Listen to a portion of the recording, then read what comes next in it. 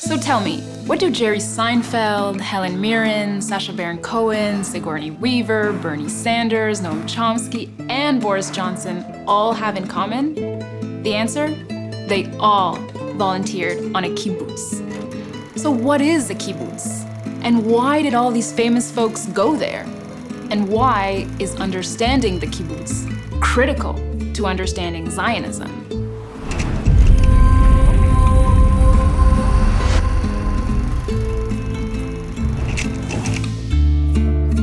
The word kibbutz comes from the Hebrew word for group, kfutza. A kibbutz is like a cross between a summer camp and a boot camp for grown-ups. The kibbutz began as a communal farm where everyone shared everything. Kibbutznikim, as kibbutz members were called, shared the burdens of working the land and the responsibilities of running and protecting the community. They shared profits, if they had any, and perhaps most important, they shared values that bound them together in a common purpose. Kibbutznikim did everything together. They dressed alike, ate the same foods together in dining halls, and lived in simple, similar-looking concrete blocks. Originally, even the children lived together, away from their parents, in communal children's houses. These kibbutzim were socialist. There was no private property, and everyone earned exactly the same amount. But unlike most socialist experiments, kibbutzim were also highly democratic. Kibbutznikim debated everything, and we mean everything. From what crops they should plant to whether it was okay to buy a TV. These debates could go on, hour after hour, deep into the night.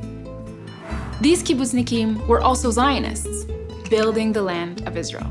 They were not just pie-in-the-sky idealists. They were pragmatic doers, getting the job done, working the land to build the state, in what we now recognize as the characteristically scrappy, creative Israeli way. Quick history lesson. In 1909, 12 pioneers founded the first kibbutz, called the Ganya. Over the next 40 years, dozens of kibbutzim formed. They became a romantic symbol of the Jewish people's rebirth.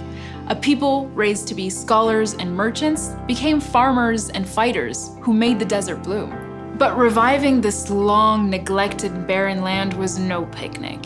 Swamp by swamp, field by field, these communal farms helped turn the once overwhelmingly brown country green.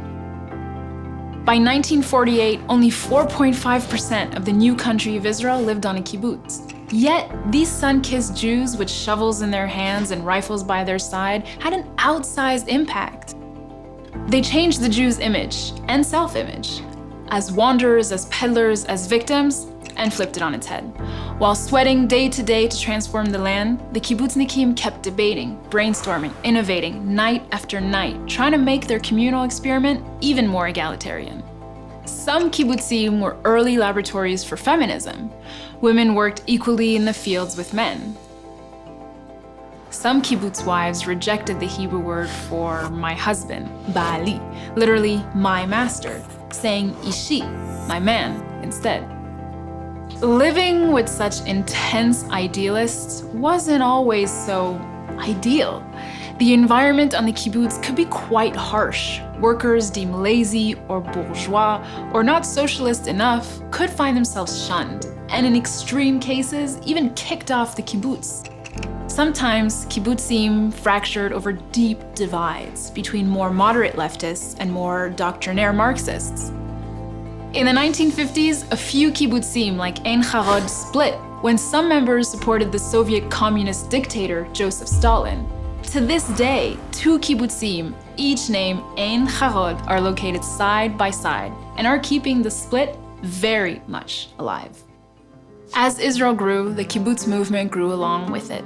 Especially in the 1960s and 70s, kibbutzim made Israel popular, even trendy with progressives worldwide. These socialist Zionist communal farms showed off socialism at its most humane, happiest, and democratic. Over the years, more than 350,000 youngsters have volunteered on a kibbutz. Some, like 17-year-old Jerry Seinfeld, were Jews looking to explore their Jewish identity in an idyllic rural setting.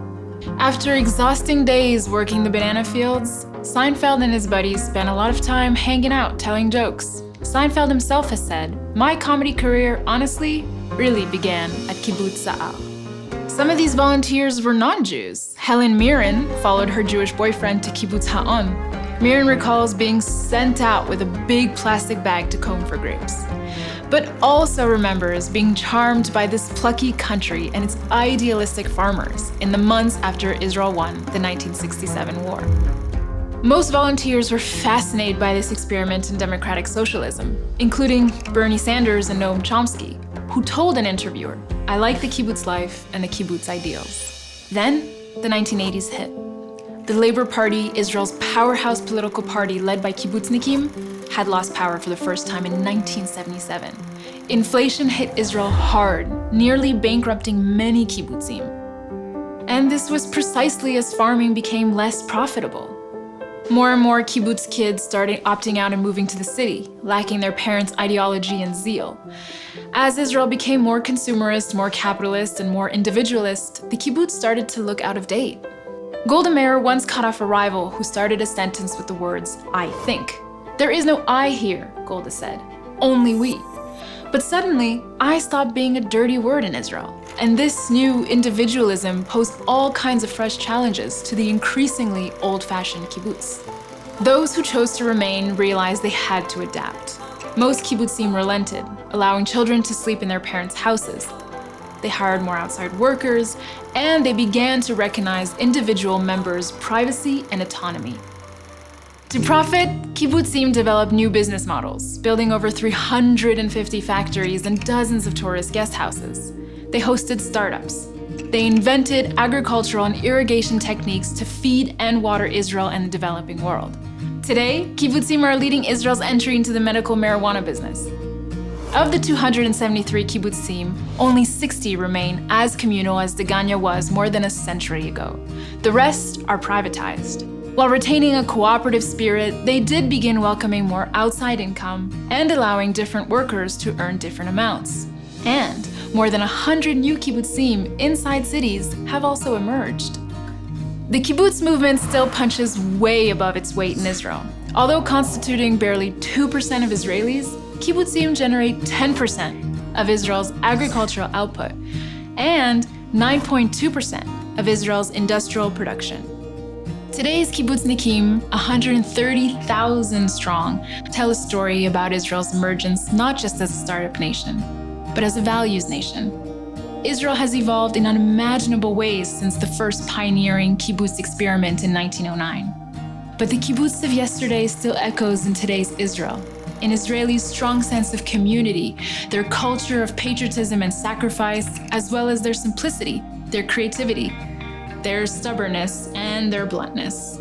That's why today, even as billions in new investment pour into Israeli high-tech and business ventures, millions of people still consider Israel one big kibbutz. A place where people still look out for one another, care about one another, hope to change the world together, and are ready to argue about it anytime, anywhere, deep into the night.